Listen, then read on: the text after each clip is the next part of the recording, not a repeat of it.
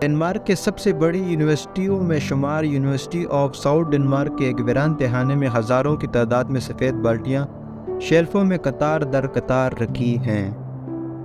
ان میں سے ہر ایک میں انسانی دماغ رکھے ہوئے ہیں اور ان کی کل تعداد 9479 ہے۔ 1980 کی دہائی سے اب تک تقریباً 4 دہائیوں کے دوران ملک بھر کے نفسیاتی اداروں میں مرنے والے مریضوں کے دماغوں کو پوسٹ مارٹم کے دوران نکال کر رکھا گیا ہے، اور یہ دنیا میں کہیں بھی اس طرح کا سب سے بڑا ذخیرہ ہے۔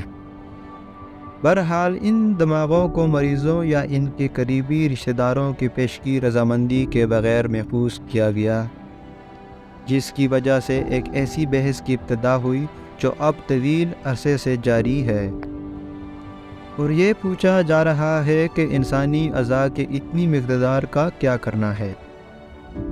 بالآخر 1990 کی دہائی میں ڈنمارک کے اخلاقیات کے کونسل نے طے کیا کہ ٹیشوز کو سائنسی تحقیق کے لیے استعمال کیا جا سکتا ہے۔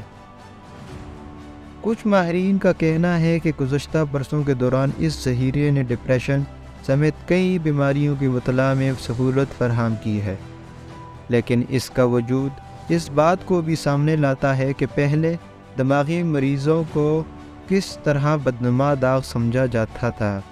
گزرے ہوئے زمانے میں مریضوں کی حقوق کی کمی تھی۔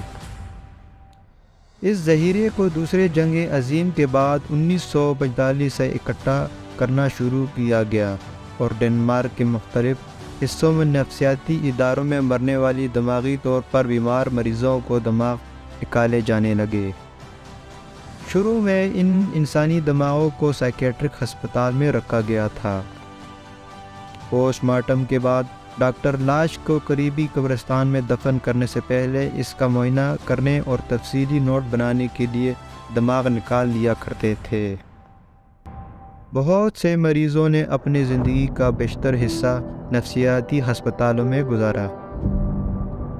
دماغ کے تحفظ کا کام سن 1982 میں اسے ختم ہوا جب آر ہاؤس یونیورسٹی کو نئے احاطے میں منتقل ہونا تھا، اور دماغ کی ذخیرہ اندوزی کے لیے کوئی بجٹ نہیں تھا۔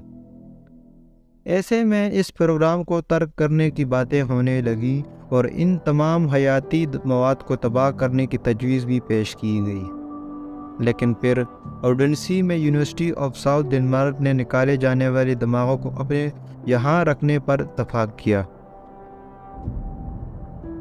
5 سال تک ڈائریکٹر نیلسن اس ذخیرے کے ڈائریکٹر رہے، اگرچہ اس کے متعلق ان کا تصور بس حاشیائی تھا، لیکن وہ اس کے وسعت سے بے خبر نہیں تھے۔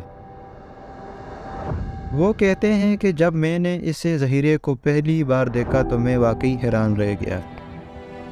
اگرچہ اس کا وجود کبھی بھی راز نہیں تھا اور کبھی کبھار افواہوں کا موضوع بھی بنتا تھا، لیکن یہ غیر معمولی ذخیرہ ڈنمارک کے اجتماعی شعور کا اس وقت تک حصہ نہیں تھا جب تک کہ اسے اوڈنسی میں یونیورسٹی میں منتقل کیے جانے کا منصوبہ سامنے نہ آیا تھا۔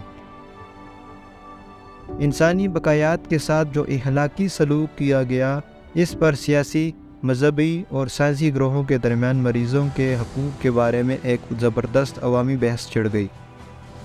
ڈنمارک کے لوگوں کو ایک سماجی پہلو کا سامنا کرنا پڑا جس پر انہوں نے توجہ نہیں دی تھی، یعنی ذہنی بیماری۔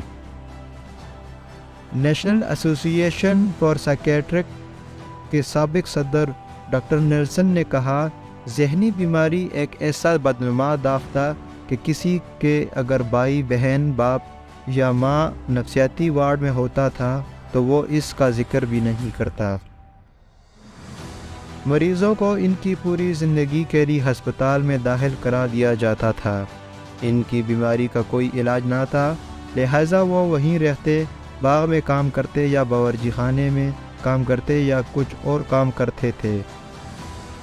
وہ وہیں مر جاتے اور ہسپتال کے قبرستان میں دفن کر دیے جاتے۔ نفسیاتی مریضوں کو بہت کم حقوق حاصل تھے، کسی بھی قسم کی منظوری کے بغیر ان کا کسی مخصوص معاملے میں علاج ہو سکتا تھا۔ ڈاکٹر نیلسن نے کہا، یہ بہت ممکن ہے کہ مریضوں کے لواحقین کو اس کا بھی علم نہ ہو کہ ان کے دماغ کو محفوظ کیا جاتا رہا، اور کہا کہ ذخیرے میں موجود بہت سے دماغوں میں لوبوٹومی کا اثار ہیں۔ اسے ہم آج ناقص علاج کے طور پر جانتے ہیں، لیکن اس وقت وہ بہت عام تھا۔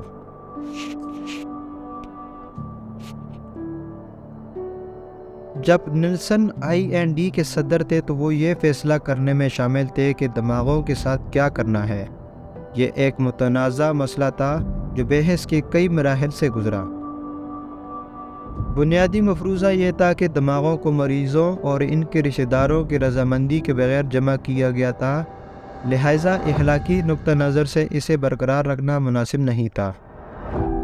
لہٰذا انہوں نے اعضاء کو تباہ کرنے یا یہاں تک کہ انہیں ان مریضوں کے پاس دفن کرنے پر تبادلہ خیال کیا گیا جن سے ان کا تعلق تھا، لیکن ہر ایک کی قبروں کو شناخت کا کوئی طریقہ نہیں تھا، اور یہاں تک کہ تمام دماغوں کو ایک جگہ پر اجتماعی طور پر دفن کرنے کی تجویز بھی پیش کی گئی۔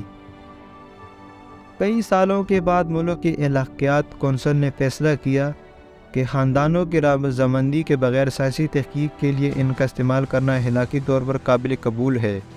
آخرکار SIND اس پر راضی ہو گیا۔ ڈاکٹر کرسٹن نے وضاحت کی ہے کہ اس وقت یہ کہا گیا کہ ٹھیک ہے، ہم نے دماغ جمع کر کے ایک بہت غیر اخلاقی کام کیا، لیکن چونکہ ہمارے پاس اب وہ موجود ہے، اس لیے یہ بھی غیر اخلاقی ہوگا کہ اس مجموعے کو تباہ کر دیا جائے اور اسے تحقیقی مقصد کے لیے استعمال نہ کیا جائے۔ انہوں نے مزید کہا کہ میری بنیادی تشویش یہ تھی کہ ایک بار تحقیقات کی منظوری دی جاتی ہے تو پھر اس بات کی ضمانت ہونی چاہیے کہ اس منصوبے کو اخلاقی طریقے سے انجام دیا جائے۔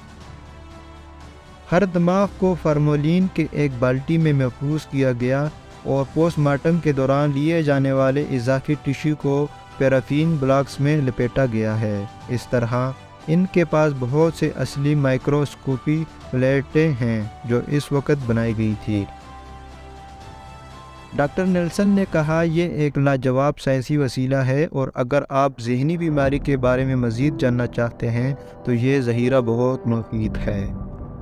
اس ذخیرے کے ڈائریکٹر کا کہنا ہے کہ در حقیقت سائنسدانوں کا اتنے سالوں پہلے مریضوں کے دماغ کو محفوظ رکھنے کا فیصلہ محققین کی آئندہ نسلوں کے لیے ایک زبردست قدم تھا۔ ہو سکتا ہے اب سے کچھ عرصے بعد شاید 50 سال یا اس سے زیادہ کوئی آئے اور دماغ کے بارے میں ہم سے زیادہ جانے۔ ڈاکٹر کرسٹن نے کہا، یہ ایک عظیم اثاثہ ہے۔ یہ دماغ اتنے پرانے ہیں اور انہیں ایسے مریضوں سے نکالا گیا ہے جنہیں اینٹی سائیکوٹک ادویات نہیں دی جاتی تھی کیونکہ وہ موجود ہی نہیں تھی۔ اس کا مطلب یہ ہے کہ آپ ان پرانے دماغوں کا تازہ دماغوں سے موازنہ کر سکتے ہیں تاکہ یہ دیکھ سکیں کہ ادویات کیا تبدیلیاں لاتی ہیں۔ تاہم انہیں شبہ ہے اس ذخیرے کا خاطر خواہ استعمال بھی کیا جائے گا۔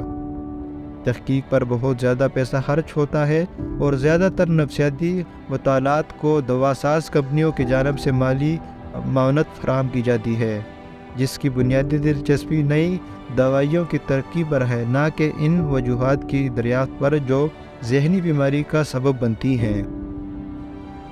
لیکن ڈاکٹر نیلسن یقین دلاتے ہیں کہ اس وقت ڈیمنشیا اور ڈپریشن جیسی بیماریوں کو مطالعہ کے لیے کئی منصوبے چلائے جا رہے ہیں، حالانکہ وہ تسلیم کرتے ہیں کہ انہوں نے ابھی تک ایسے کام نہیں کیے ہیں جنہیں انقلابی کہا جائے۔ امید کرتا ہوں ویڈیو پسند آئی ہوگی۔ نیکسٹ ویڈیو تک اللہ حافظ۔